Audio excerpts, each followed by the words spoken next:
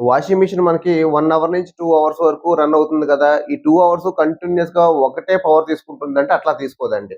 ఎందుకంటే స్టార్టింగ్‌లో వాటర్ తీసుకుంటుంది. వాటర్ తీసుకున్నప్పుడు ఏమవుద్దంటే మీకు పీసీబీ, ఇన్‌లెట్ వాల్వ్ ఈ 2 మాత్రమే పనిచేస్తాయి మీకు. అది సోకింగ్ ఉందనుకోండి, సోకింగ్ ఉండేటప్పుడు ఓన్లీ పీసీబీ ఒకటే పనిచేస్తుంది. ఇంకేం పని చేయదు.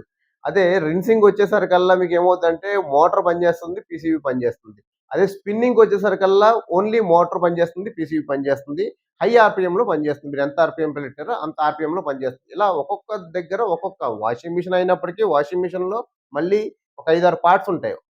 ఒక్కొక్క పార్ట్‌కి ఒక్కొక్కలా పవర్ కన్జ్యూమ్ అవుతుంది. ఒక్కోసారి 2 పార్ట్స్ పనిచేస్తాయి. ఒక్కోసారి 4 పార్ట్స్ పనిచేస్తాయి. అట్లా ఉంటుంది.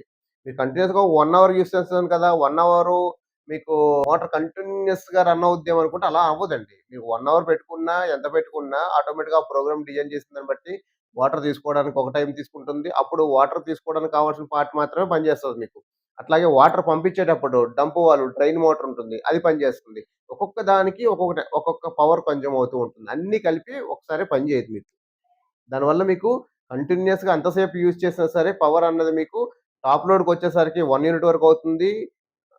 ఫ్రంట్ లోడ్‌కొచ్చేసరికల్లా హాఫ్ యూనిట్ వరకు మాత్రం ఖర్చవుతుంది.